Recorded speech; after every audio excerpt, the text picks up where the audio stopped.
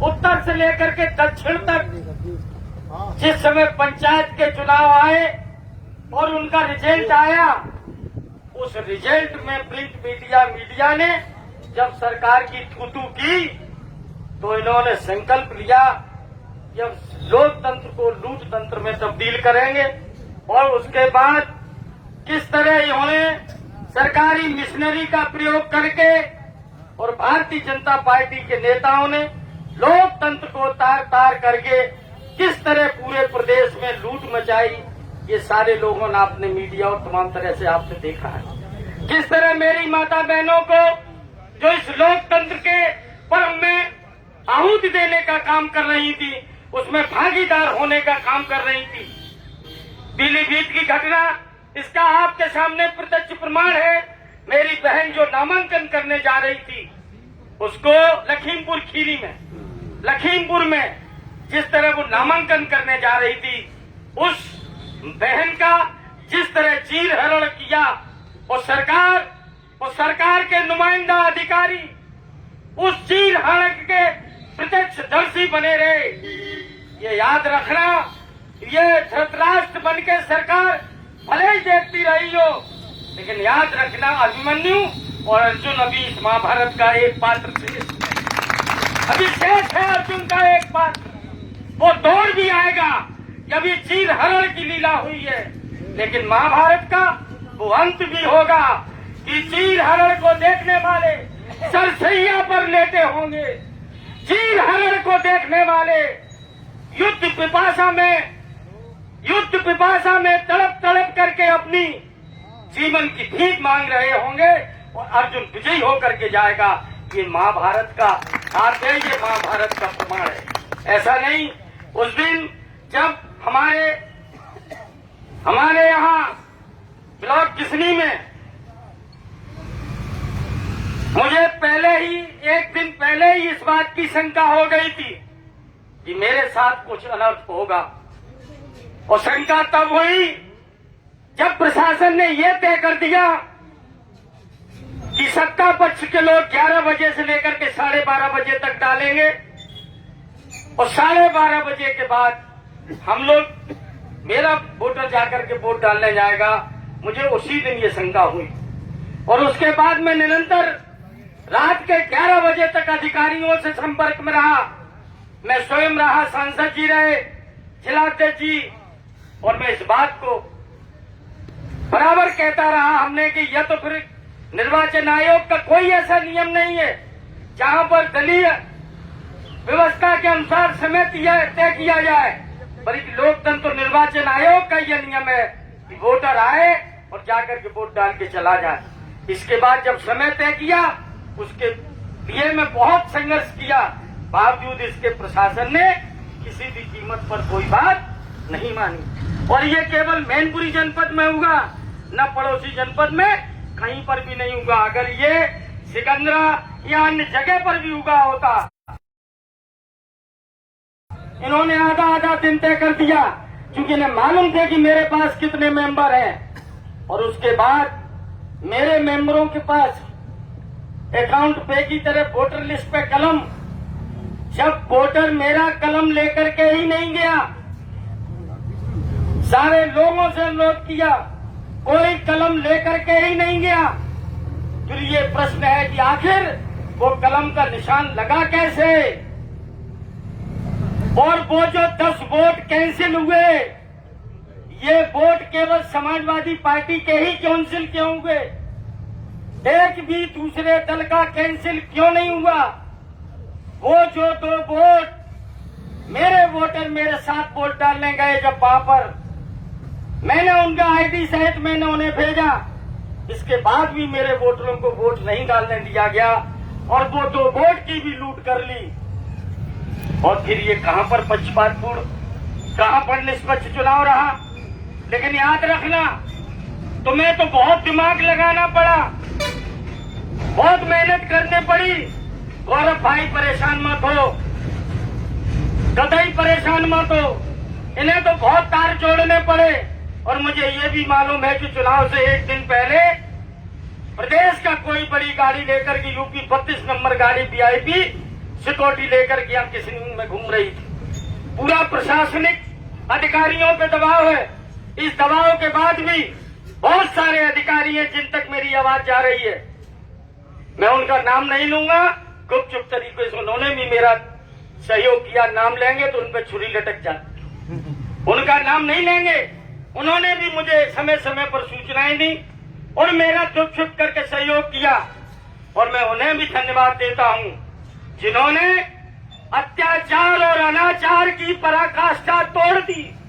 मैं उन्हें भी धन्यवाद देता हूं, और धन्यवाद देता हूं कि आज इसलिए तो मैं धन्यवाद देता हूं कि कुछ नहीं, थोड़े समय का दौर है। अगर दिन नहीं रहा तो ये रात भी नहीं रहेगी। और हम जानते हैं कि हम समाजवादी लोग बहुत व्यवहार कुशल हैं, बहुत शालीन हैं, लेन देन का भी बड़ा ख्याल रखते हैं। जो मुझे हमारे यहाँ देहात में एक परंपरा चलती है कि नई बहू आती है तो गुरु के नाम बटते हैं। आपने जो मुझे पूरी भेंट की है, बाकायदा गुना रख करके से सब प्रेम हम तुम्हें भेंट करने का काम करेंगे। लेकिन इस संघर्ष में भी मैं अपने तमाम उस साथी सहयोगियों को बहुत बहुत धन्यवाद देते हैं जिन्होंने मुझे चुनाव जिताने का काम किया है। जीतना शब्द मैं इसलिए यूज कर रहा हूं कि हम चुनाव आज भी जीते हैं। चुनाव मुझे प्रशासन ने हराया है, भारतीय जनता पार्टी के नेता और सरकार ने हराया है। मैं तमाम लोगों को धन्यवाद देता हूं जिन्होंने विगत 2-2.5 महीने से जी तोड़ मेहनत करके मुझे चुनाव की जीत की तरफ ले गए। मैं इसके लिए सबसे पहले इंजीनियर साहब और पूर्व ब्लॉक प्रमुख मेरी बेटी है, मैं उन्हें दिल की गहराइयों से धन्यवाद देता हूं। मैं अपने अध्यक्ष जी को धन्यवाद देता हूं कि उन्होंने भी अपना चुनाव हारने के बावजूद पूरी मेहनत और पूरी ईमानदारी के साथ हम सबकी मदद की, और तमाम टैनी से लेकर के मुकुल से लेकर की पूरी टीम जो निरंतर लगी रही चुनाव में। और यही नहीं, मेरे ब्लॉक के वो तमाम प्रधान, मैं उन्हें भी धन्यवाद देता हूं कि उन्होंने किस तरह जब इंजीनियर साहब के घर पर जरीब पड़ रही थी, ये पहली बार हुआ। कई उदाहरण मेरे पास हैं ऐसे चच्चा जहाँ गरीबों की पैमाइश नहीं की गई। मैंने डीएम साहब के आदेश कराए, एसडीएम साहब से चच्चर 5-5 बार कराए, और इन प्रशासनिक अधिकारियों को टाइम नहीं मिला जो जरीब उनकी जाके खेत नाप देते। और एक बीडीसी और एक प्रमुखी के चुनाव में मेरे इंजीनियर साहब का घर नापने चले गए। बीडीसी के रात में घरों पे जरीब फेंकी गई। पुलिस वाले की मौजूदगी में मेरे बीडीसी, उनके माँ बाप, भाई बहन, परिवार वाले उठा करके उन्हें थाने में लाया गया। कम से कम ये जरीब अगर तुमने संभाल के रखी है तो तुम्हारी दी हुई जरीब हम भी बहुत संभाल के रखेंगे, और समय आने पर उसका माकूल जवाब देंगे। मैं धन्यवाद देता हूं अपने पूर्व प्रमुख जी को। जिस समय बरुआ नदी में जरीब फेंकी जा रही थी, उस समय आपके पति जी और आपने अधिकारियों से कहा था, और वो बात मैंने भी अधिकारियों से बोली थी कि आपको एक घर पे जरीब फेंक देंगे। अभी उनका इटावा और लखनऊ में और बहुत अच्छी कोठी बनी, वहां भी जाके जरीब फेंक दो, जेसीबी लेकर के जाओ, तालाब बना दो। सोनिक रोड पर उनका भट्टा है, इतना ही टाइम लगेगा मकान बनने में जितना लेबर मिस्त्री समय लेगी, लेकिन हम लोग टूटने वाले नहीं हैं। मैं ऐसे तमाम संघर्षशील लोगों को और गौरव को भी मैं धन्यवाद देता हूं कि गौरव चुनाव की शुरुआत में जरूर थोड़े से लड़खड़ा रहे थे, लेकिन जब इंजीनियर साहब जैसा सशक्त साथी, मेरे तमाम प्रधान जिन्होंने परवाह नहीं की, मैं उन तमाम अपने बहादुर प्रधानों को भी धन्यवाद देता हूं जिनके घर पे पुलिस पहुंची, रात में खोजती रही। ट्रैफिक पुलिस वालों को उनकी गाड़ियों के नंबर नोट करा दिए गए, लेकिन मेरा एक भी बहादुर सिपाही संघर्ष के दौर में हिम्मत नहीं हारा, और सारे लोगों ने चुनाव जिता के दिखाया। इसके लिए मैं सबको बहुत बहुत बधाई और बहुत बहुत धन्यवाद देते हैं।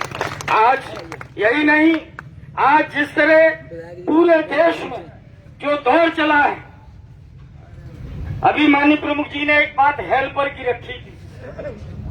हेल्पर के निर्वाचन आयोग की तरफ से हेल्पर तब इशू होता है जब वो वोटर अंधा हो या चलने के लायक न हो।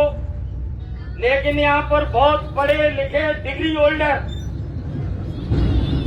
शरीर से स्वस्थ ऐसे लोगों के खिलाफ हेल्पर बनाए गए और हेल्पर बना करके पूरे लोकतंत्र को लूट तंत्र में तब्दील किया गया।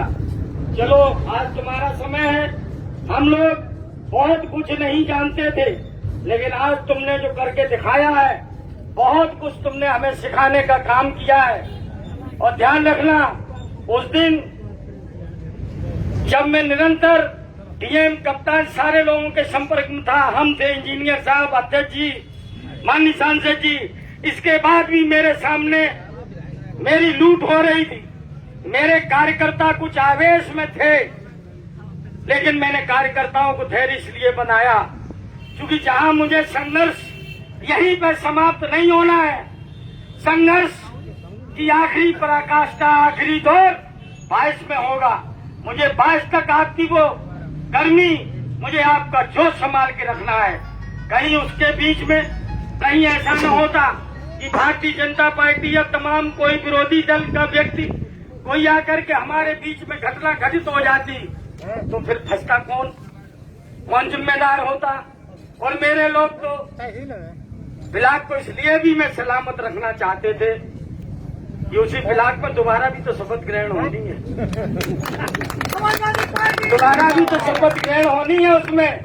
तो निश्चित रूप से आज जो आपका जोश है, मैं इस जोश को बहुत बहुत बधाई और धन्यवाद देते हैं और आपसे ये विनती करते हैं कि इस